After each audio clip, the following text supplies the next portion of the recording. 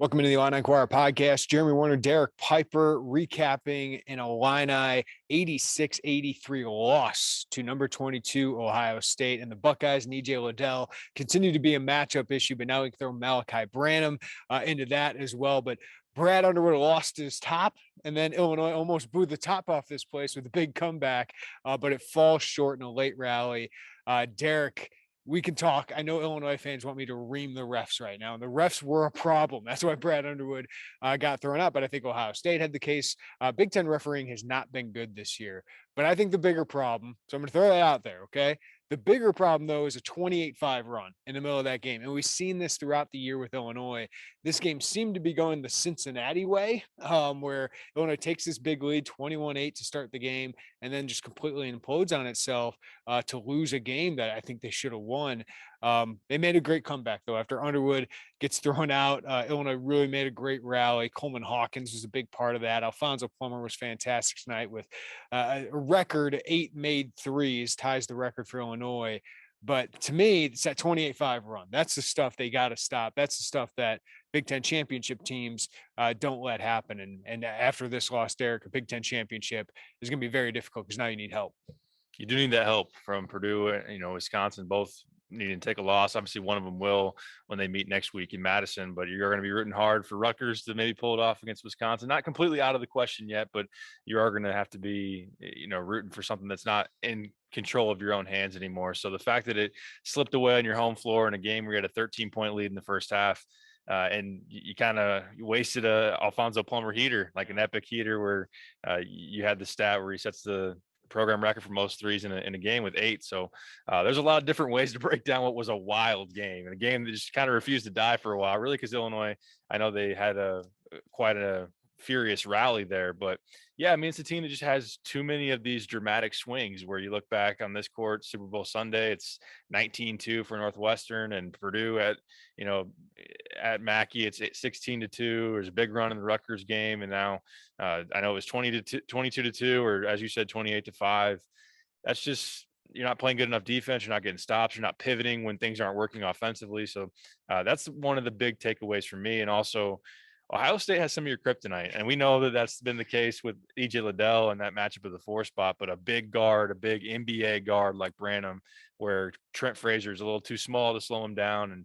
And you piece that together, the fact that they could play Kyle Young at the 5 and pull Kofi away from the paint, they're a problematic matchup, and they certainly showed that tonight. And just disappointing the fact that it was on your home floor and just a stretch of a game where you just didn't get enough stops or didn't have the right answers quick enough offensively that could be ultimately the difference of putting the banner up or not.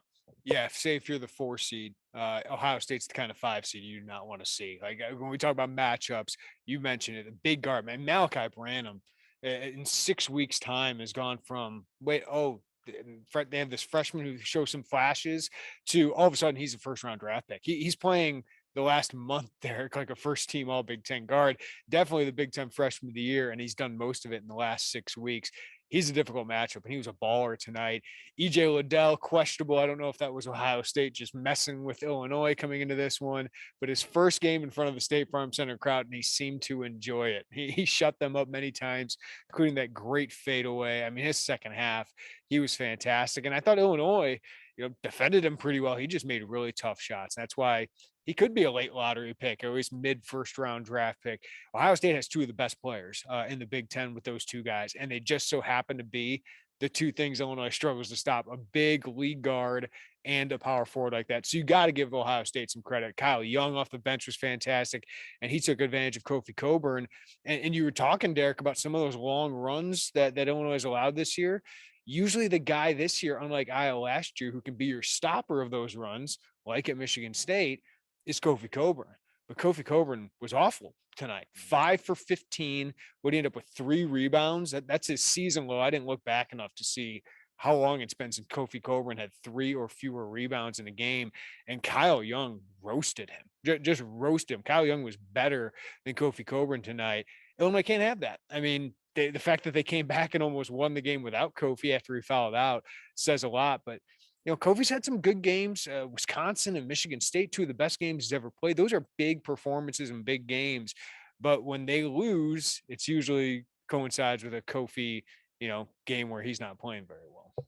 Yeah, it's a big disappointment when you think about this being such a marquee matchup and a big key to trying to get that Big Ten title trophy. And I think that the fact of him having some of these warts, like this game, matchups against Purdue, especially the one here, on this court, and I think he was pretty decent at Mackey in the Arizona game. But really, this was the kind of the outlier because it's not like, well, it's not the same storyline of, well, Ohio State has a bunch of length that bothers him. I think one thing that Ohio State did really well was they packed it in and they didn't have EJ on him on those matchups. They had EJ kind of just lurking around, which I think says something about Illinois' floor spacing or just overall balance with the shooting. They've only had usually like one, maybe two guys going. The fact that you're not making each defender be honest enough of having to go out and contest all four spots on the floor says something about Illinois offensively here recently.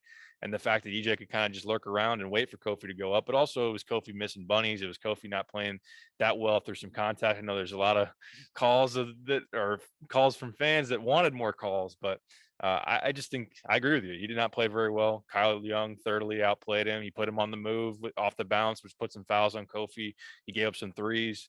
And really, EJ had a slow start to this game. He had a very good game overall, but it was Kyle Young stepping up and making shots in the first half that kept Ohio State afloat. And then Malaki Branham, those guys for most of that first half were keeping Ohio State around until EJ finally got it going. But yeah, he was hearing it from the crowd, but EJ definitely got the last word with the 21-6-4, and we can talk about the final play on. I thought it was a good contest on Trent Frazier. No, it's not a popular opinion, but he did some really good things, hit some free throws, and had that contest.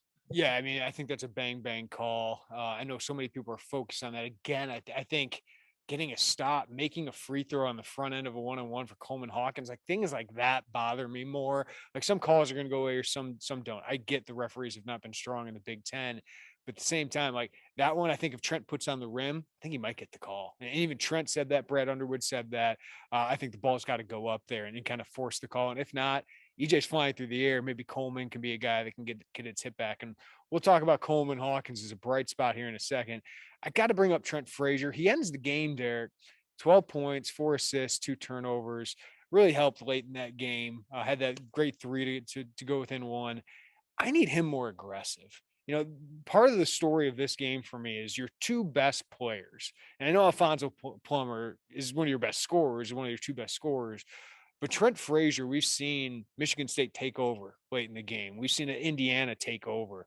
I want him to be that guy more often. And if he goes 2 for 10, I'm fine with that. But he only got up 8 shots tonight. That bothers me a little bit. When Illinois, that run was happening, they need somebody to stop that. Iowa was that guy last year. Trent's not the same player, but I still feel like there's moments in these last 8 games, 5 of them he scored in single digits.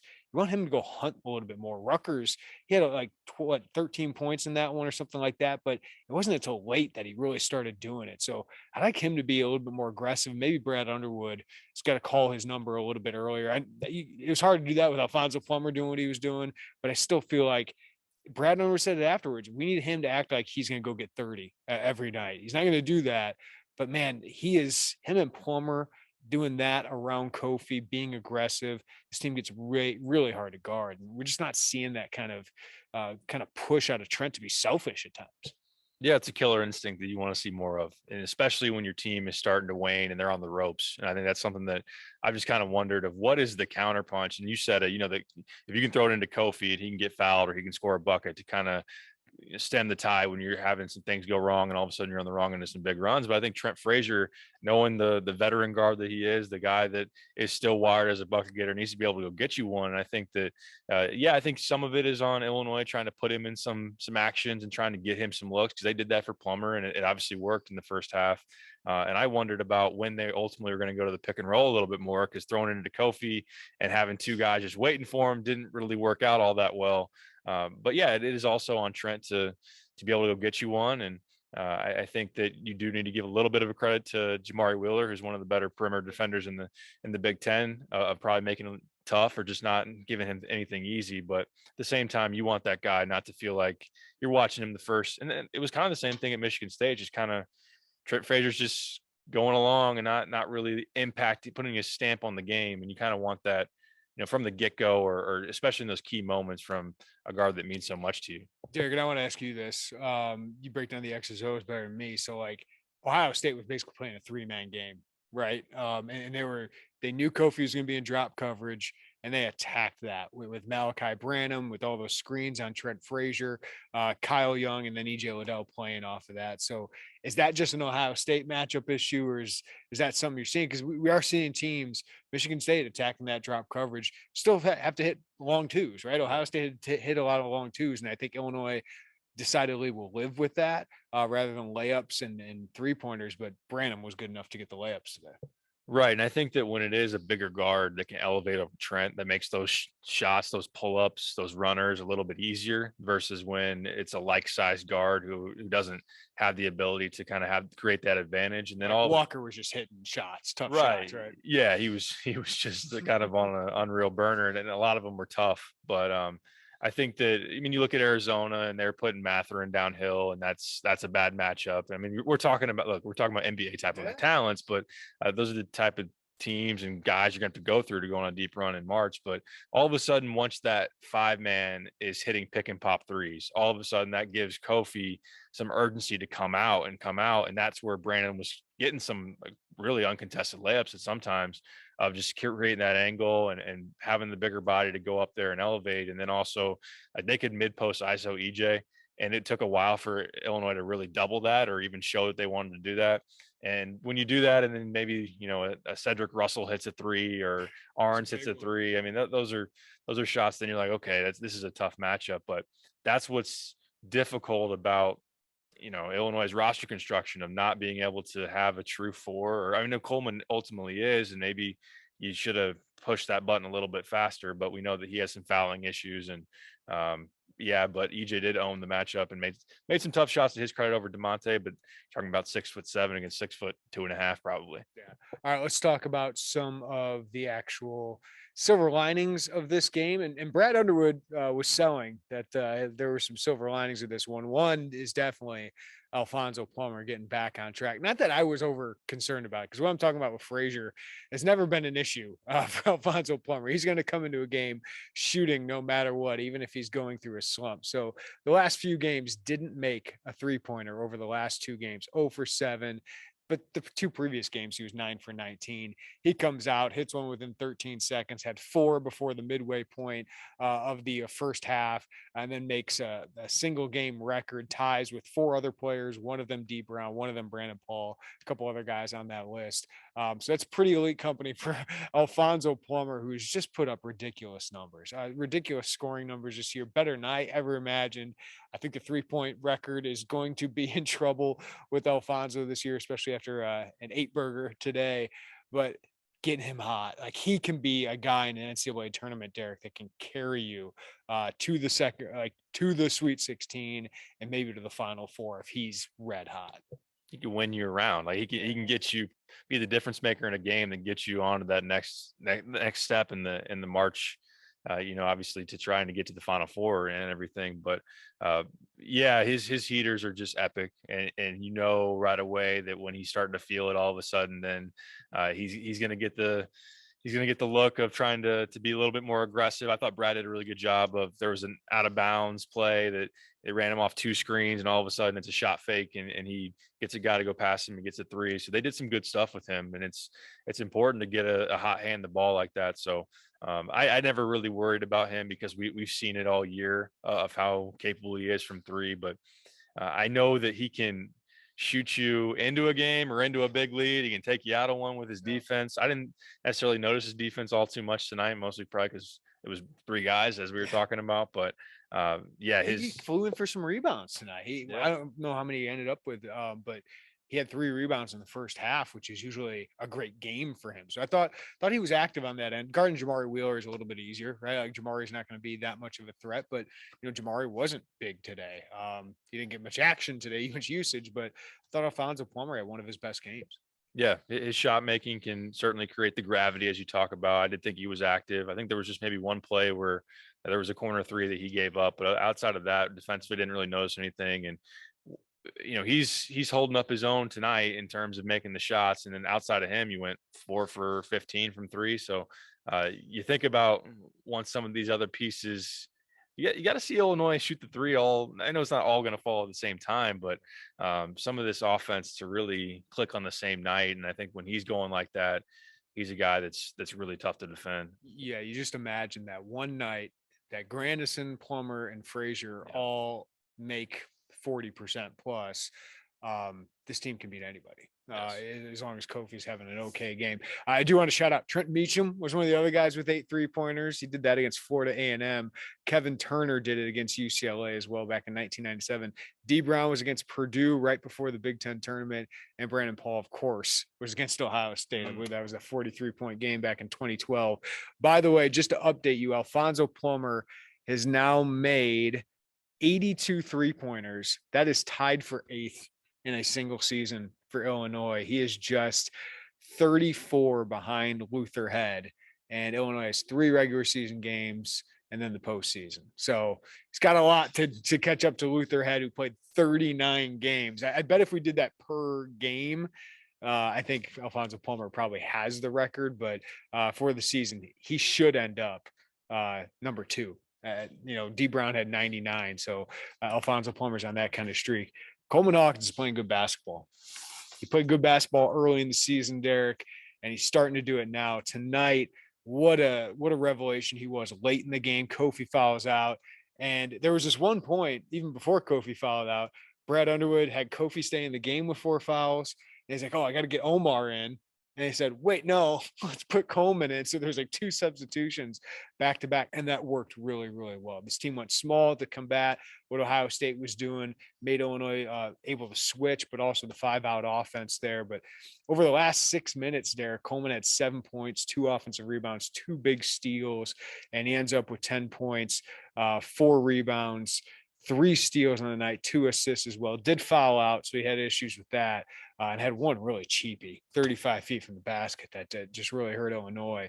4 for 7 from the free throw line, so not a perfect night, but he's starting to get back. He's confident, he's active, and he just gives them something they don't have. And you could tell Brad was really excited that they got a new wrinkle back on this team, because now he feels like probably he can trust Coleman Hawkins again. Yeah, it definitely adds another dynamic. And when you think back to this offseason, one thing they thought a lot about was before Kofi's coming back, it's like Hawkins is probably going to get a decent amount of time at the 5 and is going to be that pick and pop, a different look. And I know that with Kofi here, obviously with Omar, Ben playing the 5, it's not something they've really explored all that much, but it was a good look. It's something that I think if he can continue to even just show maybe the ability to hit the 3 a little bit, I think that really spaces the floor and puts teams in a bind. And it's similar to what we saw out of Ohio State having Kyle Young at the 5. But yeah, he just made play after play down the stretch to get you back into having a chance. And he had a couple of big steals. He had that pump fake from the top of the key and drive and dunk. He had that offensive rebound right after that and put back. That's really encouraging for a guy. And I say again, I talked about it after, I think, was it the Rutgers game or Michigan State game? He's strung together a nice little stretch here. He could have mailed it in. He could have said, it's not working for me here. I'm not getting the minutes I want. I'm making mistakes. And but he's been mentally engaged and he's been able to battle through adversity. And he's a piece, like you said, whether it's playing the 4, being an option at the 5, it gives Illinois something different, and that's encouraging. Let's be honest, in this transfer heavy era, he's a guy that you're worried about midway through the season. Like, is his head going to be in here? Is he going to bounce back? Coleman and Brad both talked about it after the game as Coleman was struggling there. Brad sat him down and had a heart to heart and found out that Coleman wants to be good. Coleman said he was happy for his teammates and his team that they were winning, but obviously he was frustrated with his role. He mentioned specifically the Maryland game where Illinois struggling. He thought he could help, but he didn't play that much. And he just got in the gym and worked. And that's a huge compliment to Brad Underwood. You can have that conversation. The kid doesn't just quit, but also to Coleman to be able to do that. And I know his father Rod has been a really good influence on him, a former college star himself. So to have that resource certainly seems to help. But like RJ Melendez, Derek, he's just something they don't otherwise have. And when you get a certain matchup in an NCAA tournament or a Big Ten tournament, he's the kind of guy that you need to throw out there if Kofi's having a bad game. I mean, if you don't feel comfortable with Omar Payne on the floor right now, maybe Coleman's now your backup big man, where you just got to give a different look that can cause some problems. Because I thought off the bounce, he was great tonight, offensively. And then defensively, he's got a hand in EJ Liddell's face. Sometimes EJ hit it, and you got to give him credit for that. But he certainly gives you something defensively you don't have. And if he can start shooting the ball well and have confidence in his shot, you can see those glimpses of why we're so excited early in the season, why next season Coleman feels like still like one of those guys who could take a monster lead. He's got the tools to do it for certain. And I think that as long as he doesn't, make some of the mental mistakes. I think defensively, where he'll have some lapses, or even offensively when he tries to do too much and over dribbles or gets off balance. But he is a guy that, like, we've talked about it a lot. How many guys do you have on this team that can make a play off the dribble? He is someone that can do that. It's just, getting into the lane and being under control. And he has the ability to do that. He has the ability to stretch a defense, make a jump shot, be able to shot fake and drive. Just one turnover in 25 minutes tonight. Yeah, that's definitely what you want to see. And I think his rebounding effort, he's given you more on the glass than Omar has. Like, Omar is not rebounding it as well as Hawkins over this last stretch. And I mean, in addition to having the length to challenge some guys, whether it be at the 4 spot, but also, like, he switched onto a guard at one point. I don't know if it was Wheeler, but he's out there on the perimeter. He gives you some switchability because he has the defensive foot speed and just the length that can allow you to guard some things differently too. All right, so the Big Ten title is going to be really hard to win. Not that it's without, you said it, Wisconsin and Purdue play each other. If the other team also loses, you're back into it, right? And with this Big Ten, you can never predict anything.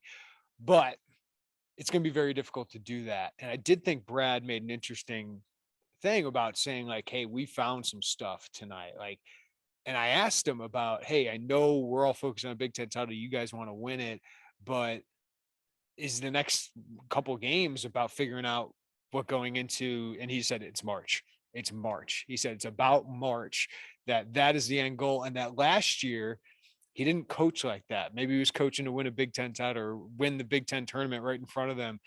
He's got NCAA tournament. Like, that is what's in his head. I think a Big Ten championship means a lot to a program. Obviously, this program haven't done it since 2005, but Brad knows what is remembered. And I'm going to be interested, Derek. I don't think he's going to sacrifice a game, but I think does this relieve any pressure that he can tinker a little bit, play with the team, let Curbelo work through some mistakes, which I thought was great. Actually, maybe in the long run, that Trent Frazier had early foul trouble, because Curbelo had a great end to that first half. I thought he played pretty well and had some confidence, was 3-1 assist to turnover, had 7 points off the bench tonight. Didn't play a lot in the second half because Trent Frazier and Alfonso Plummer needed to be on the court, but I think Curbelo and Hawkins are really important. Melendez is really important. So do you buy that? Do you think he'll tinker a little bit here or play around a little bit more to make sure he's got his best team? Because he told his assistants to give me things that we aren't good at or matchups that give us a problem. He didn't do that going into the Loyola game. And you can tell that Loyola game, it's still in his head. I think it's going to be very interesting to see. I think just the competitor that he is, understanding how wild the Big Ten is, they're still going to feel like they have a chance in the Big Ten title chase. At the same time, I do think it's important to take that big picture kind of look and understand of what are some of our shortcomings, what are some counters that we can have to certain things that other teams will throw at us. And Chris Holtman provided that too. Yeah, I mean, you definitely did. Yeah, absolutely. And I think that Curbelo, clearly, we've been talking about that as a storyline of someone that you're trying to get back to getting in a rhythm. I thought extended minutes was good from him. I think that it was an early second half. He took some ill-advised shots. It was actually the 3. It was like, no. Actually, okay, that went in. But prior to that, I was like, Curbelo's unraveling a little bit here. Hawkins is one of those. And I think that tinkering with some lineups with him makes sense. And overall, I do think that it takes a little bit of pressure off. But at the same time, look, Wisconsin's going to the rack. Purdue still has to go to Wisconsin. It's going to be hard not to think and say, okay, we pivot off of this and win our last 3. Yeah. One of those, the pieces fall the right way. We can still win the Big Ten. But I think there is a balance there. I think you can still look at it that way, but also say the ultimate goal. And I know I think Trent even said it tonight. The ultimate goal is to win it all, to win the whole national title. That we got to be able to get ready for that. But I do think we noticed it out of last year's team. Like, they wanted to win the Big Ten tournament so freaking bad and maybe just gave everything they had to that. I'm not saying it was excuses like, playing down to Loyola or whatever it was, but maybe it's a different approach. We'll have to see though. No, I think you're right. I think they expended so much mental energy on winning that, especially after being slighted. Right. So that weekend, and I mentioned it that day when my column is, Iowa's on the ladder celebrating a title, and they didn't even get a chance to celebrate. Like, then you had the amazing press conference, which was amazing, but like, you didn't even have that. Like, it felt unfulfilling because you're looking up at the screen. All of a sudden, I was pointing up there, and there wasn't even like a day to sit there. And then you had to turn the page. Did Illinois really fully turn the page? Did they have that kind of reset, that hour to sit in the locker room and wait on Selection Sunday? They didn't have that because the game went overtime and went long, and it was right into the selection show. So I think that was a big part of that. Loyola certainly was a tough matchup, just like Ohio State was a tough matchup, but it's going to be an interesting finish. You go to Michigan, though, Derek. Hunter Dickinson's playing extremely well. And I don't know, Phil Martelli might be a tougher coach to coach against because putting Caleb Houston at the 4 was huge for them. He had a great performance. So not going to be an easy one up there. But if you want to win a Big Ten championship, obviously you're going to have to win out here. Yeah, Martelli's a pretty good coach. No slap in the face of Juwan Howard. But Hunter Dickinson, yeah, similar in that the challenge for Kofi, because it's a guy that away from the basket can hit jump shots, mid-range, 3-point jump shots, does have the height to contest some things around the rim. Caleb Houston just had a huge game against Rutgers. He really got going from 3.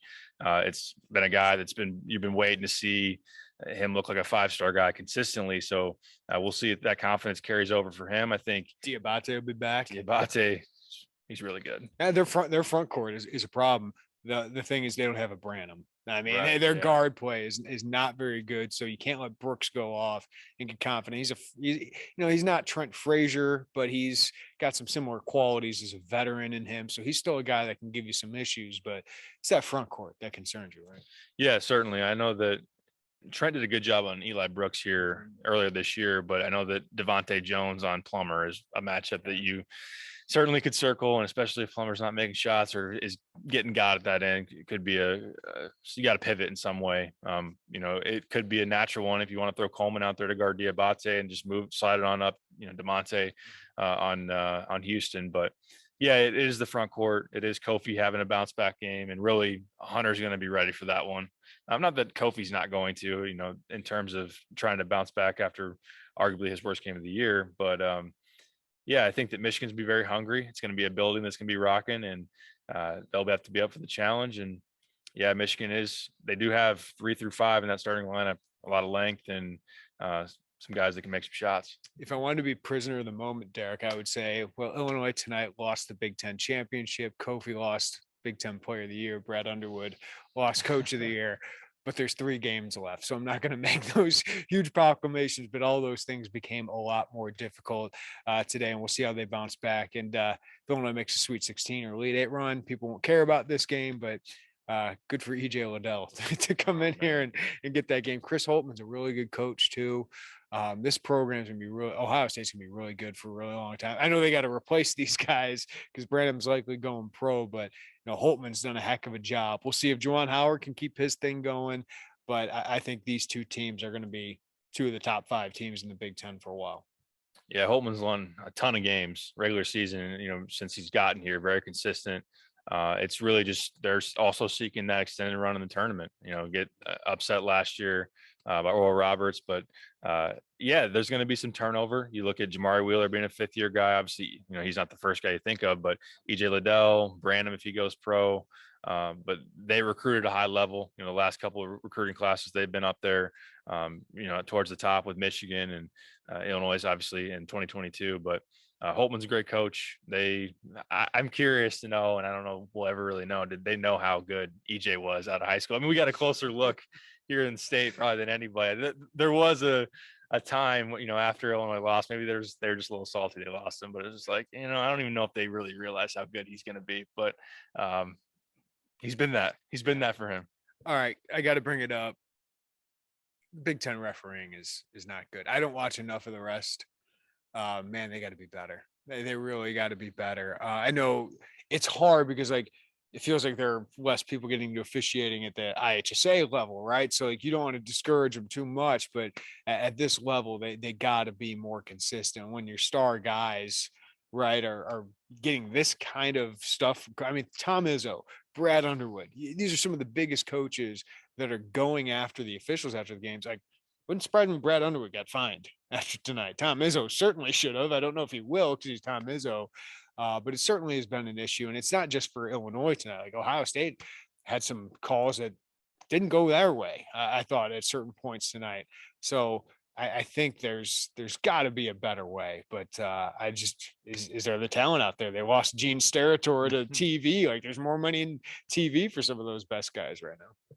And I miss Ted Valentine. All right. Yeah. Like he controlled games. Like they never really got out of control. Like he would flex for the camera and all that, but he's a good referee.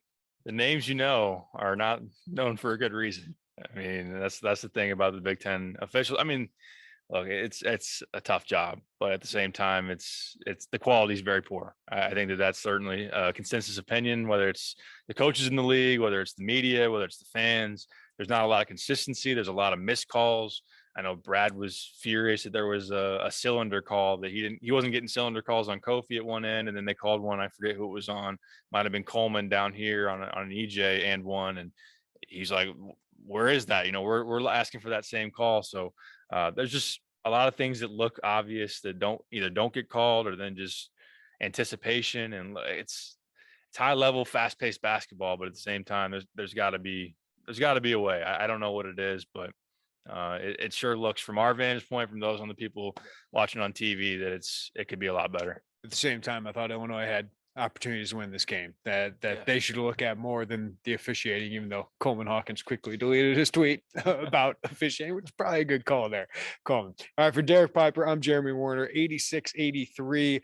Ohio State gets the win. Illinois falls a game behind Purdue and Wisconsin with 3 games remaining, 12-5 in the Big Ten, 19-8 overall. Probably going to drop to about the 4 line if you're doing your bracketology after today, but still 3 games left to kind of make their push for a Big Ten championship and higher on that seed line before my favorite event, one of my favorite events, the Big Ten tournament. All right, thank you for listening to the Illini Inquirer podcast. We've got plenty of content. Joey's writing about Coleman Hawkins, Derek Levis takeaways, all of my player grades. Talked with Nick Allegretti, the Super Bowl champ, was in attendance today. We'll have much more at Illini Inquirer. So thanks for listening to the podcast. Give us a follow, rating, review wherever you get your podcasts.